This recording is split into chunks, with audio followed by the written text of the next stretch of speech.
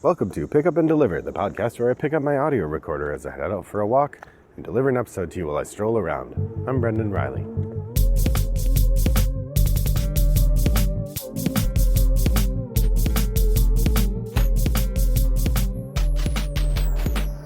Well, good morning, listeners. It is a lovely day here in suburban Chicago. It's a little on the humid side. I suspect by late afternoon it's going to be pretty hot. There's a Southwest Airlines flight buzzing overhead. I'm sure you can hear that in the background. The sun is out and the grass is green. The sky is mostly blue, but it's got a hint of gray to it, so I think we've got mild overcast is what they probably call it. I was thinking about what I might want to do today, and I realized I haven't done a Themestorm episode in a while. I was looking through the archive, and I did see that way back in Season 1, Episode 98, I did a Themestorm called Horror, which I picked out 4 different themes from horror movies, talked about games that evoke those kinds of horror movies, or horror movie themes. I've watched a number of horror movies in the past few months, and I thought it would be interesting to, instead of just talking about a theme, I would pick a specific movie and say, if you were going to make a game designed to adapt the feeling of that movie, what would that game be like? What kinds of things would it have to do? So with that regard, let us begin the Themestorm recent horror movies. And recent horror movies, I mean horror movies I've watched recently, not horror movies that have come out recently. Okay, here we go. The first one I want to talk about is The Conjuring. Now, The Conjuring, and actually it could be The Conjuring 2 or The Conjuring 3, The Devil Made Me Do It. All 3 of these are heavily fictionalized versions of stories told by the Exorcist family. Not sure exactly what they're called, of some fame. Sheila and Warren Carter, I feel like is their name. That might be wrong. But they are real-life demon hunters, and these films sort of purport to tell the stories of things that have happened. Now, I think these movies are kind of interesting, but they are, just to me, fiction. And when you go and read much about this couple, it seems like most of their claims are very, very poorly evidenced and or debunked. So I don't put a lot of stock in the stories they tell, but the movies they made, particularly the second one, The Conjuring 2, I thought was the best of the 3 movies. It introduced a creepy demonic nun, and I thought was the best of the 3 films. So what I wanted to talk about is if you're going to make a game sort of exploring this idea, right? You have this notion of demonic possession as the central trait of the game. And in all 3 of these films, it begins with someone who is possessed. And often they're possessed because of something they've done in the narrative of the world or in the narrative of Catholic theology. The idea is if you invite a demon to talk to you, you give it some control over you. So, using something like a Ouija board gives a demon purchase. Although it's not entirely clear how wide that has to be, and sometimes the demon ends up, the rules aren't very well established, but that's part of what makes these movies interesting. And frankly, part of what makes demons scary as a monster is that you don't really know what they can do or why they can do it or what the rules are for them doing things. So that's pretty entertaining. So if you're trying to make a game that capitalizes on that idea, that grabs the idea of demonic possession, then you want to ask yourself, how do you play that out in the game? So in the movies, the demon possesses somebody, and at the beginning it's just sort of haunting their house or doing stuff generally to creep people out. It's banging on doors, it's moving things, knocking stuff off walls, the kinds of things you see like in the movie The Poltergeist. Then over time, the demon gains more and more control and starts compelling people to do things, it starts throwing people around. So the aggression of the demon gets more and more strong as the film goes on. And then toward the end of the film, usually the main characters, the demon fighting main characters, have discovered something about the demon, about how to get rid of it. Either in the case of the 3rd movie, witchcraft, they've found, the spell that was used to summon the demon, and so they can do counter witchcraft or something. Or maybe they've discovered the name of the demon, and by using the demon's name, they can gain control over it, or something like that. So there is this idea of being able to counter what the demon is doing and being able to undermine it through research. So this then would allow you to develop a game not too unlike the Arkham Horror games, where there's some sort of mystery evolving, and you have to find clues and use those clues to build up a repertoire of weapons that would allow you to defeat the demon. It would seem like in this game, it would be some level of, maybe there's some level of preventative care that you can do for the possessed person to keep the demon from gaining too much purchase. So you're preventing the demon's power from growing, but using actions to do that would then prevent you from doing the research you need to do to try to discover the demon's identity. So I would imagine it would be a sort of board-based game with a lot of thematic cards. You could have scenario packs, something like that. I don't imagine it would be very scary, probably, unless it were really well written and created a lot of mood. I mean, I think that's what makes the Arkham games so interesting, is that they often have really provocative and interesting writing that gives you a sense of what's going on. So I guess if I were hired to make a game around The Conjuring, that's probably how I would do it. Some mix of that. And so the action you're trying to do is investigate so that you can expel the demon before it gains so much power that it's able to cause permanent damage by killing someone or something. So that's The Conjuring. I actually think that would be a very unpopular game. I don't think anyone would like it. Probably the people who believe in this sort of thing wouldn't think you should make a game out of it.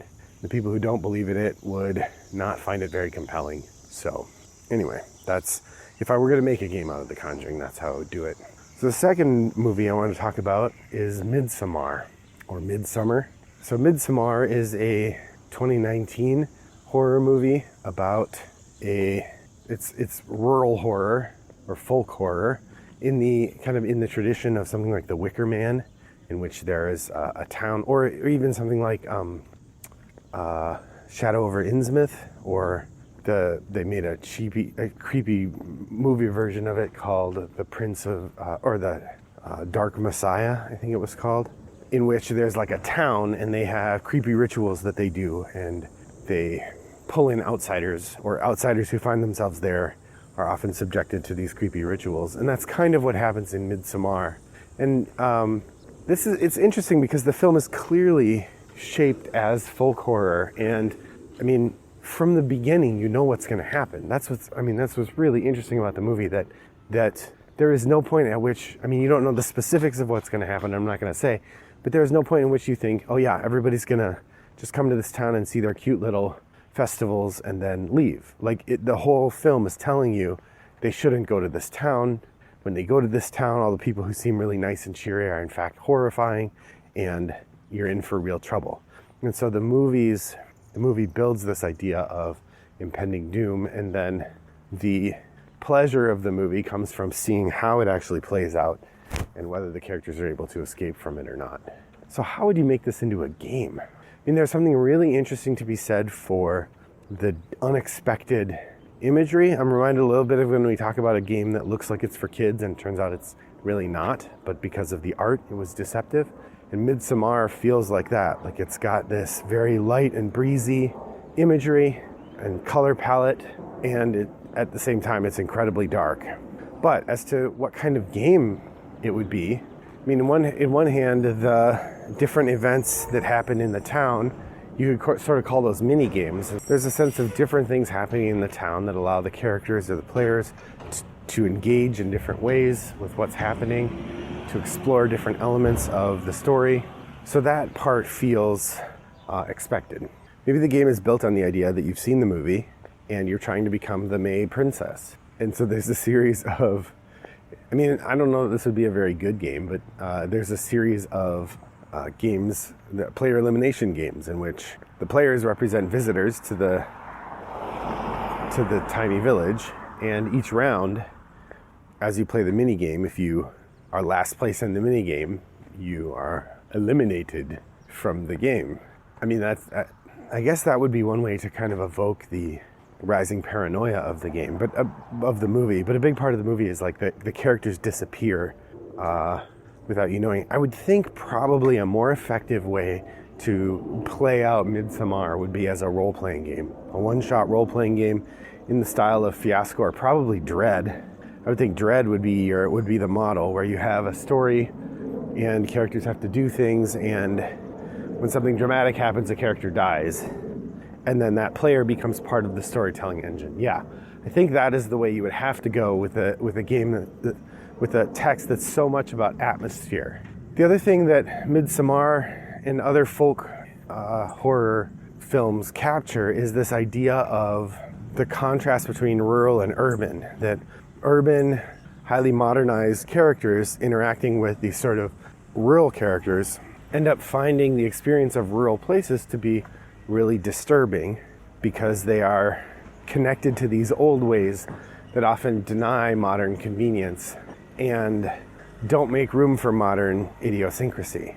And part of what makes Midsommar so gripping is that this place feels like some place that people have figured out. They've got it all figured out. But then there are these rituals that are just truly horrific and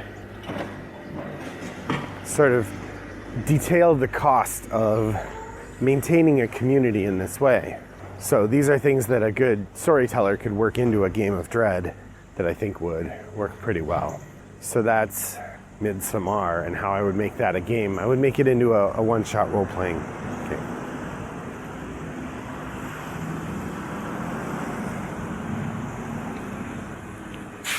So the last movie I wanted to talk about in terms of horror movies is the game Life, or the movie Life. So the movie Life begins with a mission to Mars that's returning, in which they found a fossilized bacterium on Mars. And on the ship ride home, they managed through infusing its environment with water and heat to wake it up. And then it begins growing and becomes problematic in the way that it almost always is when human beings in sci-fi movies bring a life form on their ship. It's never a good choice. So the question then is, how do you translate this into the game? Right, in the movie, what's frightening about the life form is that we don't know what it can do, and it keeps outwitting us by being able to do something we didn't expect. So it seems to me like a game like Life would have to be a one versus many hidden movement game. Sort of like something like Fury of Dracula, where you have a board that would be the spaceship, and you would begin with a life form that was incredibly mobile but very weak. And the humans have a strong chance early on, if they can find it and catch it, to contain it in various ways. But each round, maybe, that the life form continues to be able to evade them, it gets bigger, which limits its movement more and perhaps makes it more vulnerable to certain things. Also give it more flexibility and power over the ship and the ability to damage the ship and whatnot.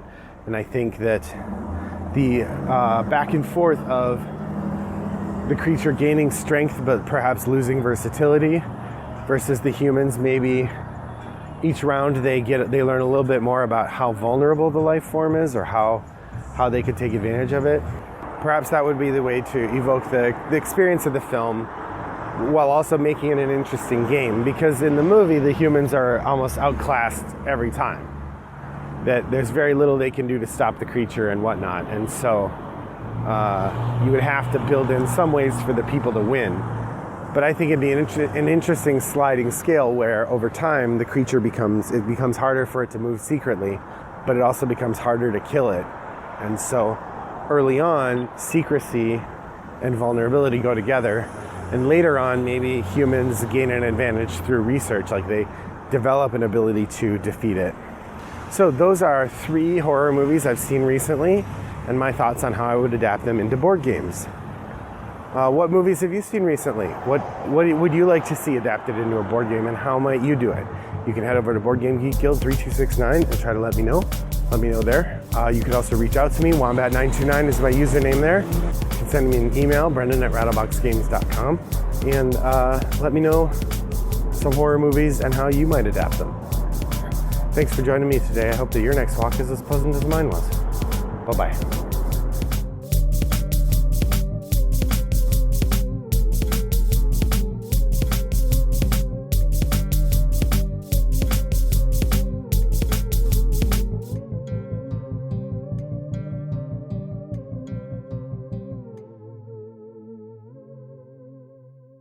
Brought to you by Rattlebox Games.